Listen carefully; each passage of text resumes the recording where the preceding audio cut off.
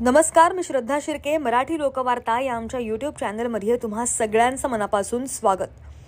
दिवेआगार येथे विस्तारित सुपारी संशोधन केंद्राचे कृषी मंत्री धनंजय मुंडे यांच्या हस्ते भूमिपूजन करण्यात आलं. याचाच आढावा घेतलाय बोर्ली पंचायतीन येथील आमचे प्रतिनिधी अभय पाटील यांनी. भाताची शेती करत असलेल्या शेतकरी कधीच आत्महत्या करीत नाही.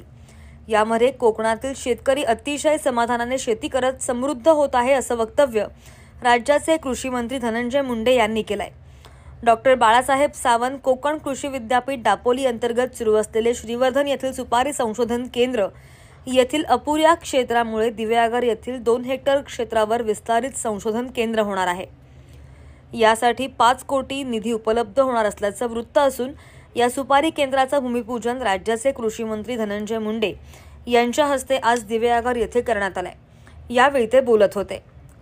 रायगड जिल्ह्यामधील श्रीवर्धन दिवेआगार येथील जमीन आणि हवामानामध्ये सुपारीची पिकं उत्कृष्ट प्रकारे येत असून सुपारीची प्रत सुद्धा चांगली असते. दिवेआगार येथील मागणी केलेल्या नवीन जागेमध्ये सध्या सुपारी संशोधन केंद्र श्रीवर्धन येथे राबवण्यात येत असलेले प्रयोग अधिक मोठ्या प्रमाणावर घेण्यात येतील आणि त्यायोगे त्याचा शेतकरी वर्गाला फायदा सुद्धा होईल असंही ते म्हणाले. विस्तारित सुपारी संशोधन केंद्राचे भूमिपूजन कृषी मंत्री धनंजय मुंडे यांच्या हस्ते करण्यात आलं. या कार्यक्रमाचे अध्यक्ष खासदार सुनील तटकरे होते.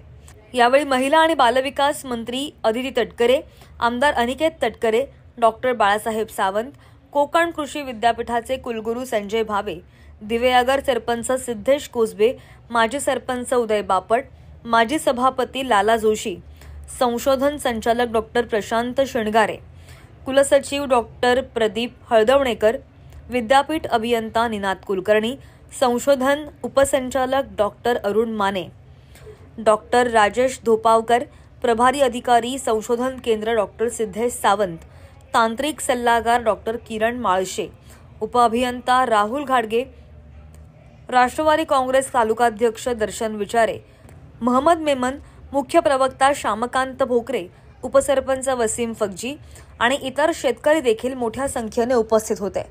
अशाच काही महत्त्वाच्या बातम्यांचा आढावा घेण्यासाठी फॉलो, सबस्क्राईब आणि लाईक करायला विसरू नका मराठी लोकवार्ता या आमच्या यूट्यूब चॅनलला. नमस्कार.